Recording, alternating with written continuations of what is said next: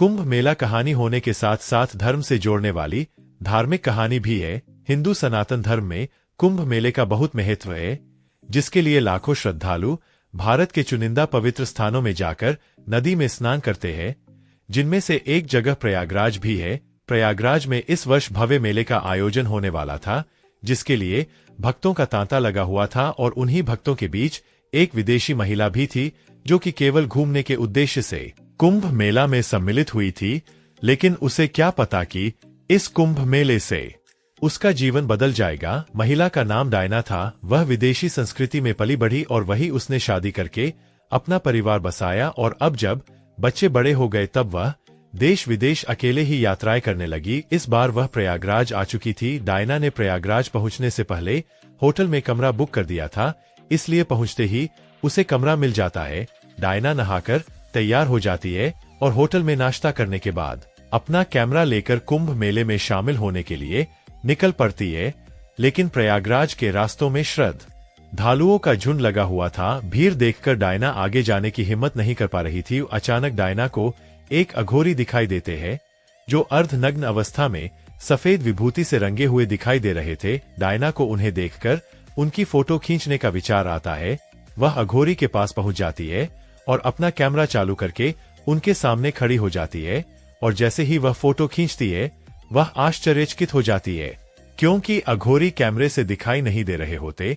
Diana कुछ अंदाजे से कुछ फोटो खींचती है, लेकिन अघोरी का प्रतिबिंब फोटो में नजर नहीं आता। डायना को लगता है कि उसके कैमरे में कोई खराबी हो गई होगी, इसलिए वह चेक करने के लिए कुछ आने जाने वाले लोगों की भी तस्वीर खींचती है, लेकिन उनकी तस्वीर साफ साफ दिखाई दे रही होती है। तो फिर अघोरी में ऐसा क्या था जो उनकी तस्वीर नहीं आ रही थी? डायना अघोरी के पास जाकर उनसे बात करना चाहती है, लेकिन अघोरी भक्तों की भीड़ में आगे बढ़ते जाते हैं। डायना भी उनका पीछा करने लगती है और धीरे धीरे आगे बढ़ती जाती है। डायना को अघोरी रहस्यमय लगने लगे थे। वह उनके बारे में जानने के लिए उत्सुक थी। थोड़ा दूर चलते ही डायना का पैर फंस जाता है और वह गिर जाती है, और जैसे ही उठकर खड़ी होती है तो देखती है कि अघोरी उसकी आंखों से ओझल हो चुके थे। उसे बहुत बुरा लगता है, क्योंकि उसने आज तक इतना रहस्यमय इंसान नहीं देखा था। तभी डायना उसी दिशा में चारों तरफ देखते हुए आगे बढ़ती रहती है। कुंभ मेला अपना आकार बढ़ाते जा रहा था। श्रद्धालु नदी के घाटों में अपना डेरा जमा चुके थे। डायना भी संभलते हुए गंगा नदी के घाट पर आ जाती है। चारों तरफ लोग ही लोग दिखाई दे रहे थे, लेकिन डायना की नजर तो सिर्फ अघोरी को ही ढूंढ रही थी। तभी किस्मत से डायना को अघोरी फिर से नजर आते हैं, लेकिन वह नदी के दूसरी तरफ एक पत्थर पर बैठे हुए थे। डायना अपने बगल में खड़े एक व्यक्ति से अघोरी की तरफ इशारा करके कहती है कि वह बाबा वहां कैसे पहुंचे, लेकिन उस व्यक्ति को वहां कोई नजर नहीं आ रहा था। वह डायना को अनसुना करके वहां से चला जाता है। डायना नदी के दूसरी तरफ जाना चाहती थी, इसलिए वह एक नाव को किराए पर लेती है और उस पर बैठकर नदी के दूसरे किनारे पहुंच जाती है और उसी पत्थर के पास पहुंच जाती है जहां अघोरी बैठे हुए थे। अघोरी ने अपनी आंखें बंद कर रखी थी और ध्यान में मग्न थे। तभी डायना उनसे पूछती है, आप कौन हैं? आंखें खोलिए।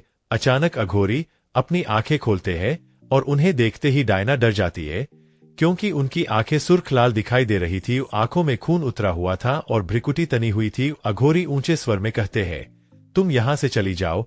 वह अघोरी से बात करना चाहती थी, लेकिन वह हिम्मत नहीं जुटा पा रही थी। डायना के दिमाग में अघोरी को जानने की उथल पुथल चल रही थी। अघोरी अपने क्रोधी बर्ताव से डायना को दहशत दे चुके थे। डायना अघोरी के सामने बैठ जाती है और कहती है, जब तक आप अपने बारे में कुछ नहीं बताएंगे, मैं यहां से नहीं जाऊंगी। डायना की तीव्र इच्छा की वजह से अघोरी का हृदय परिवर्तन हो जाता है और वह डायना के सर में हाथ रखकर पल भर में उसे अपने बारे में सब कुछ बता देते हैं। डायना आंखें खोलती है और वह शून्य हो जाती है।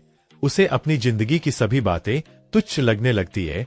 उसने जो जीवन जिया था वह किसी जानवर की तरह नजर आने लगता है, क्योंकि डायना सत्य को समझ चुकी थी। डायन ने अघोरी की शक्ति से देख लिया था कि और भी खूबसूरत जीवन है जिससे हम वंचित हैं, और अब डायना भी वह पाना चाहती थी। डायना अघोरी के पैरों में गिर जाती है और उन्हें कहती है, आप मुझे भी अपनी तरह बना दीजिए। अघोरी कहते हैं, नामुमकिन। यह साधना महिलाओं के लिए नहीं है और इसमें अपने जीवन को त्याग कर सत्य के मार्ग को अपनाना पड़ता है। जिसमें सांसारिक जीवन से जुड़ी हुई विषय वस्तु से सारे रिश्ते खत्म करने होते हैं। क्या तुम इतना त्याग कर सकोगी? डायना मन बना चुकी थी कि वह अब अघोरी की तरह ही जीवन जिएगी, इसलिए वह पूरे आत्मविश्वास से अघोरी की शिष्या बनने को तैयार हो जाती है। अघोरी कोई इंसान नहीं बल्कि एक शक्ति थे। वह किसी भी तरह के वातावरण में रहने में सक्षम थे, लेकिन डायना तो एक साधारण महिला है। वह इनके साथ साधना करने योग्य नहीं थी, इसलिए वह डायना के लिए उन्हीं पत्थरों के बीच में अपनी चमत्कारी शक्ति से एक छोटी सी गुफा का निर्माण कर देते हैं और डायना के वस्त्रों को बदलकर उसे वैराग्य की वेशभूषा में ले आते हैं। और जैसे ही डायना पत्थर के ऊपर साधना के लिए बैठती है तो नदी के दूसरी तरफ कुछ लोगों को डायना एक देवी रूप में नजर आने लगती है और कुंभ मेला में शामिल भक्त डायना के दर्शन करने के लिए उतावले हो जाते हैं। एक के बाद एक कई नाव नदी पार करके दूसरी तरफ पहुंच जाती है। श्रद्धालुओं की भीड़ डायना की गुफा की तरफ बढ़ने लगती है। अचानक डायना की आंखें खुलती है तो अघोरी उसके सामने से गायब हो चुके थे और बहुत से लोग हाथ जोड़कर सामने खड़े हुए थे। डायना को समझ में नहीं आता कि वह इतनी महान कैसे बन गई कि लोग उसे एक देवी समझने लगे, जबकि वह एक साधारण महिला थी। लेकिन यही कुंभ मेला का प्रताप था जिसने डायना का जीवन बदल दिया और उसकी बेरंग जिंदगी में भक्ति का रंग घोल दिया था।